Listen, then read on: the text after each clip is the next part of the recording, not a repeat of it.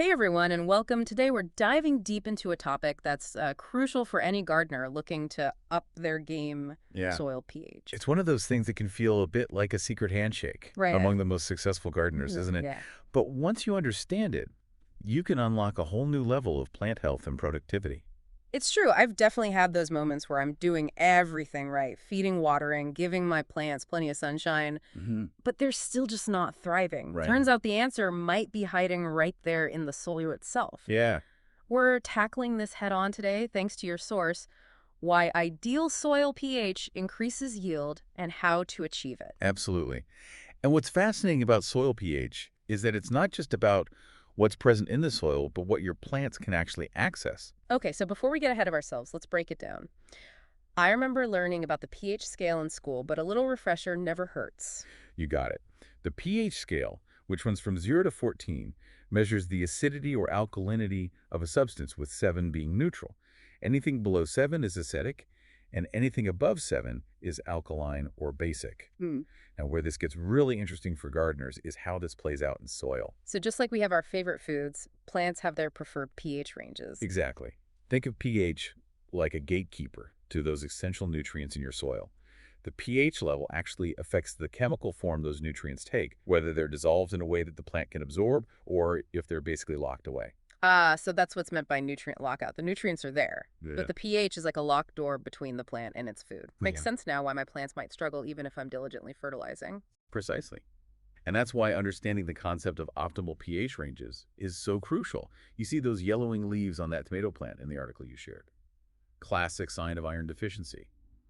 But it's not always about a lack of iron in the soil itself.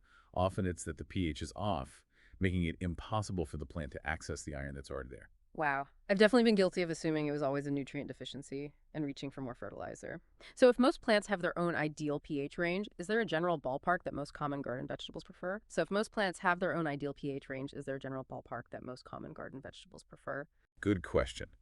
Most veggies tend to thrive in a slightly acidic environment, typically between 6.0 and 6.8 on the pH scale. But like with all good rules, there are exceptions. Take blueberries, for example. They actually love things even more acidic, with an ideal range closer to 4.5 to 5.5. That's quite a difference. Now, I'm really curious about where some of my other favorites fall on the pH spectrum. It seems like this is where getting your soil tested becomes essential. Absolutely. And what's really interesting is that soil pH isn't static. It can fluctuate over time due to a whole host of factors. Wait, so it's not a one and done kind of test? I was hoping I could just check the pH once and be done with it. I wish it were that easy. Think of it more like a health checkup for your soil. Hmm. Things like rainfall, the types of fertilizers you use, even the breakdown of organic matter can all cause the pH to shift. Wow, so even something like adding compost, which we usually think of as a good thing, can influence pH. It's true. Compost, especially when it's fresh, tends to make the soil more acidic as it breaks down. And then there are other natural processes like the weathering of minerals that also play a role. It's a dynamic system. Okay, so we've established that pH is important and that it's constantly changing. How do we actually measure it? Are we talking fancy lab equipment or can home gardeners do this themselves? You definitely don't need to be a scientist in a white coat for this. Ah, There are a few different methods, each with its own level of accuracy. For a quick and easy assessment, those color-changing pH test kits you can pick up at the garden center are a good place to start. oh yeah, I've seen those. You mix a bit of soil with a solution and it changes color depending on the pH. Kind of reminds me of those mood rings we used to wear as kids. Exactly. A fun and simple visual indicator. However, if you want a more precise measurement, a digital pH meter is the way to go. These give you a numerical reading, which can be really helpful for fine-tuning. Makes sense. But with any kind of tool, I imagine there's a right way and a wrong way to use it. What are some common mistakes people make when testing their soil's pH? I'm all about avoiding those do moments in the garden, if I can. You're wise to be cautious. One thing the article highlighted was the importance of testing the entire soil profile, not just the surface. Remember how we were talking about how pH can change over time? Well, those deeper layers can actually become more acidic, so it's crucial to get a complete picture. That makes a lot of sense. It's like assuming you know everything about a book just by reading the first page. You've got to dig deeper. Exactly. And speaking of digging deeper, another crucial tip from the article is to make sure your digital meter is properly calibrated. Using distilled water for this is key, as any impurities in your water can throw off the readings. The article even mentioned how sunlight can impact the accuracy, recommending taking your readings in a shaded spot. So much for thinking I could just eyeball it, huh? A little intuition in the garden never hurts. But when it comes to pH, accuracy is key. Agreed. Especially now that we're talking about actually adjusting our soil's pH. Once we've done our detective work and figured out what's going on, how do we actually make changes? It feels a bit like playing soil doctor. I love that analogy. And just like a doctor, we want to choose the right treatment for our soil's specific needs. The article you shared had some great insights into the most effective soil amendments for both raising and lowering pH. Perfect. Let's start with lowering pH. What do we reach for when our soil is a bit too alkaline?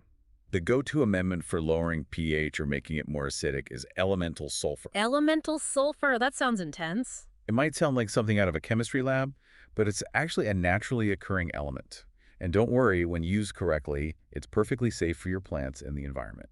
That's good to hear. How exactly does it work? It's magic. Elemental sulfur works gradually, slowly, oxidizing in the soil and releasing hydrogen ions, which is what increases acidity and lowers the pH over time. Got it. So it's more of a slow and steady approach. I like that. No sudden pH shocks for my plants. And what about the flip side? What if our soil needs a boost in the other direction? When it comes to raising pH, making the soil more alkaline lime is our trusty sidekick. Lime. Okay, that one sounds a bit more familiar. But is all lime created equal? That's a crucial point. There are different types of lime, like ground agricultural limestone and hydrated lime, each with its own pros and cons. Choosing the right one and the correct application rate often depends on your soil type and how quickly you want to see results. Ah, so just like with choosing the right plants for our garden, choosing amendments is all about finding the perfect match. Is that where knowing our soil's buffering capacity comes in? I remember that term from the article, but I'm still a bit fuzzy on what it actually means. It's a bit of a mouthful, isn't it? Yeah. Think of buffering capacity like a sponge's ability to absorb water. Right. A soil with high buffering capacity, like a dense clay soil, is like a super absorbent sponge. It can resist changes in pH more effectively. Sandy soils, on the other hand, have a lower buffering capacity, meaning they're more susceptible to pH swings. That's a great analogy. So if you have clay soil, you'll need more of an amendment, whether it's sulfur or lime, to make a noticeable difference compared to someone with sandy soil. Precisely. And that's why a good soil test can be so valuable. It not only tells you your starting pH, but also gives you an idea of your soil's buffering capacity, which helps determine how much of an amendment to use. It's like putting together a puzzle, isn't it? All these factors, pH, soil type, nutrient availability amendments, they all play a role in creating the ideal environment for our plants. I love how you put that. It's about understanding those connections, that intricate web that exists beneath the surface of our gardens. Speaking of connections, I was really struck by the article's point about the link between pH and the environment. It's something that often gets overlooked. Right. It's easy to get caught up in the nitty-gritty of our own gardens, but as the article pointed out, our gardening practices can have far-reaching consequences. Absolutely. Take nitrate leaching, for instance. When we over-fertilize, especially with nitrogen-based fertilizers, and our soil pH isn't balanced, those excess nitrates can leach out of the root zone and contaminate groundwater. Wow. So it's not just about our plants' health, but also the health of our water resources. Exactly. Hey. And it highlights that the pursuit of the perfect pH isn't just about maximizing yields. It's about gardening in a way that's harmonious with the environment. It's about seeing the bigger picture. Precisely. And speaking of seeing the bigger picture, there's one more connection we should touch upon. Climate change. Oh, right. Because even our soil isn't immune to the effects of a changing climate, is it? Unfortunately not. Changes in rainfall patterns, for instance, can impact soil pH. Increased drought can lead to salt buildup, raising the pH, while intense rainfall can cause leaching of essential nutrients, potentially making the soil more acidic. Wow. It's like this complex web of interactions we need to be aware of. It feels a bit overwhelming. It can be a lot to take in, but that's why knowledge is so empowering. The more we understand these connections, the better equipped we are to adapt our gardening practices and create more resilient gardens. You're right. It's not about throwing our hands up in defeat. It's about arming ourselves with information and becoming better stewards of the land we tend. Well said. And remember, it's a journey of continuous learning. Every time we dig in the dirt, we have the opportunity to observe, experiment, and deepen our understanding. So true.